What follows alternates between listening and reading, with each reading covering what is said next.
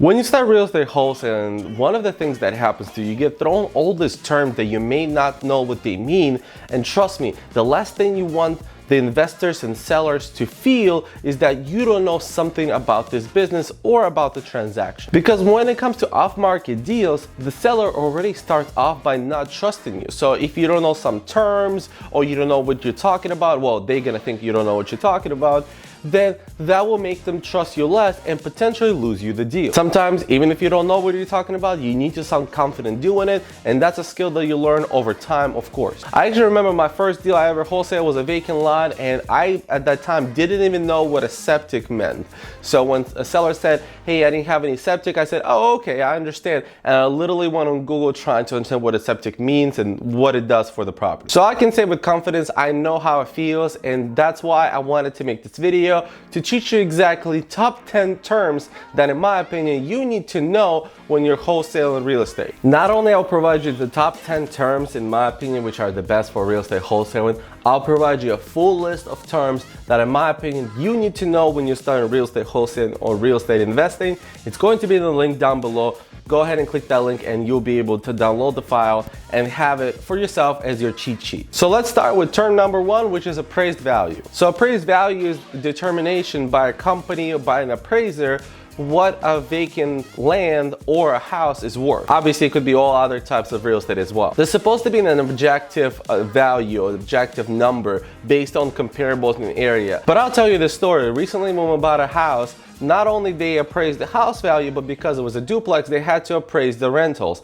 And the appraiser said a 2-1 rental in my area goes for $1,100, which I honestly was laughing out loud when I heard it, because it was absolutely crazy. Because honestly, there is nothing you can find for $1,100. You can't even rent a studio or sometimes even a room for that money. So we are actually renting a 2-1 for $2,200, so double what she said it was. So that should show you that honestly, appraised value or rent schedule, when they try to actually run rent, is supposed to be objective, but most of the time it's objective but also subjective. And what I mean by that is that, let's say it's a $500,000 house, and some appraisals will appraise it all the way down to $450, and some will go all the way up to $550.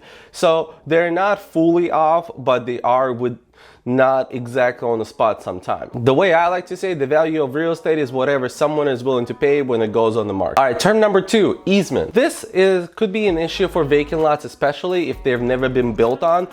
Easements happen on the regular house as well, but if it's a house there already, most likely the easement is not an issue. So let me talk to you what an easement is. In simple terms, easement is that the fact that the owner of the lot or owner of the house has an access to that lot, to that property, through someone else's property. So let's give you an example.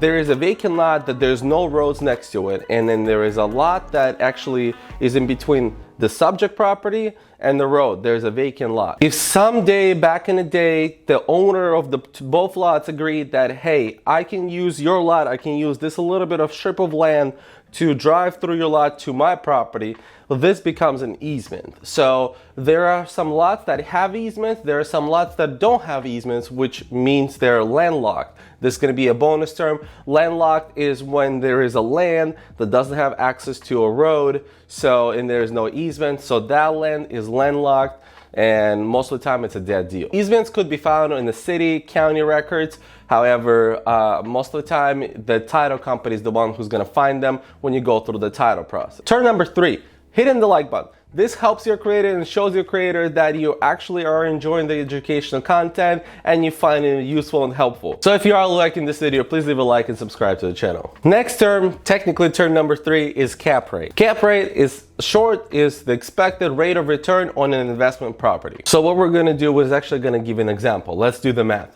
$300,000 multifamily duplex. Let's say your gross rents are $3,000 a month, so $1,500 per unit, okay? After all the expenses and the mortgage and things like that, let's say it's bringing you $1,200. What you need to do is actually multiply the net monthly income by 12, so you calculate the annual net income, divide that by 300,000 and multiply that by 100. So there you can get, for example, in this example, it's 4.8%. In general, a cap rate considered good if it's around 5%, if it's in the good area. So really, cap rates depend on the area. Some people are willing to buy at like 2-3% if it's a really good area and there's not much risk involved and it's like appreciation is great. Or if you're buying not in the greatest area and you know you're going to be dealing with bad tenants and things like that, then you want to be closer to that 10% cap rate. Term number 4 are comps and comparables. This term you hear all the time, but it's very simple. What this means is that these are the properties that you use to calculate the value of the subject property you're working on. Comps and comparables. So if you're working on a single family home, you use other single family homes to run comparables on yours. So running comparables is a term that a lot of people use all the time. Term number 5 is clear title. This term you hear all the time, especially if you start researching like cold calling scripts or the questions that you should ask the seller. And a lot of people are like, what does that mean? What does a clear title mean? Well, the clear title means that there's no liens or back taxes on the property. It's very, very important to ask your sellers if it's a clear title, because at least you have a general understanding if you're going into any issues or not. Term number 6 is contingencies. This you will see a lot in contracts, and there's 2 types of contingencies that I'm going to mention right now: financial and inspection contingencies. You will see those in contracts a lot. I think it's easier to explain on an example. Let's say you have a financial contingency and you're getting a loan in bank on the property that you're purchasing. When you have a financial contingencies, it says that, hey, if I cannot get a loan for some reason, I'm not obligated to pursue this property, or my deposit doesn't just go to you. You know, it's out of my control, that the fact that the bank didn't give me money. Normally, contingencies are used to protect the buyer. Inspection contingencies are that within that inspection period, whatever time you give yourself, it could be anywhere from like 3 days to like 3 weeks. It honestly depends on what you agree with the seller.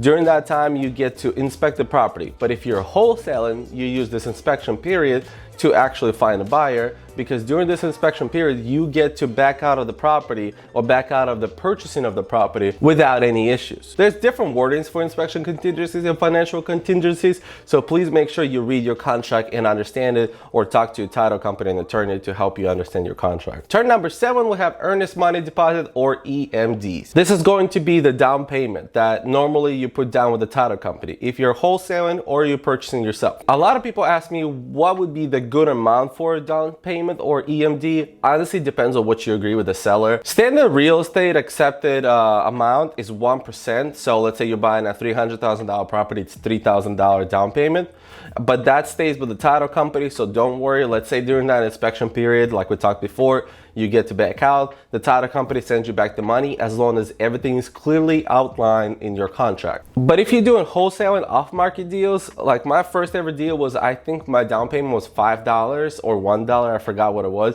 but it was crazy because honestly, that doesn't happen. I remember even the seller giving me crap about it later on the phone. He's like, I'll let you put down $5. I was like, yeah. But if you're doing off-market deals, you should try to aim for $500 to $1,000, depending on the purchase price. But obviously, if you're going to like $500,000 and more purchase prices, a lot of times you might have to put down a little bit more money. The sellers will be wanting you to have a little bit of skin in the game, even though you get to back out during your inspection period, but they feel like you at least have a little bit of money down. Term number 8, due diligence period. This is the same exact thing as inspection period, but people say it differently. I remember hearing due diligence period when I started wholesaling, and I was like, I didn't know what this means. But what this means is that during this period, after putting property on the contract, you have a certain amount of time to actually perform or to say that this property works for you and you want to proceed with the closing. So that is your due diligence period. Most of the time it's referred to your inspection period. It's a different name for it. Term number 9 is ARV. ARV, or after repair value, is a very widely used term by realtors, wholesalers, investors. What this means is that it's an after repair value of the property that you're purchasing. So let's say you're buying a fixer-upper, the property that needs a lot of work. So you bought it for $300,000, but after putting $30,000 or $40,000 into the property, you can sell it for $400,000. That's exactly how ARV is calculated. So the ARV is that final price that you can sell the property on the market after repairing it. And the last term number 10, which is very important for wholesalers, is MAO, or max allowable offer. This one is very straightforward and very widely used, but I do think that some people don't know it when they started, especially I didn't. When you're wholesaling or you're buying yourself, and if you're trying to invest or flip the properties, you're gonna have a number. What's your highest number to offer on the property? And that's called MAO. And how the MAO is calculated is based on ARV. So that's why we went over ARV first, and now we're going over MAO. So let's say your ARV, just for easy numbers, let's say your property is going to be worth $100,000. Obviously, there's barely any parts of the country that properties are worth that much, but let's say $100,000. And let's say the property needs $10,000 worth of work. Most of the time, what investors aim for are 75% of ARV is there all into the property. 75% means the purchase price, the renovation. There is actually a reason of that 75% is because 75% is the refinance rate. So if they wanted to refinance on the property and get all their money back, they need to be 75% all in, so they don't have any of their own money locked into the property. So going back to our example, $100,000, $10,000 of renovation needed for the property. Okay, so the investor would want to pay not more than $65,000 for the property, because $65,000, then they pay $10,000 of renovations. They're all in at $75,000, and when they go to the bank to refinance the property, the bank is going to give them up to $75,000. You have to understand your market to really understand the rule. 75% is very general. If you're in a very rural area, I'm sure the investors are more aggressive and want to lower prices.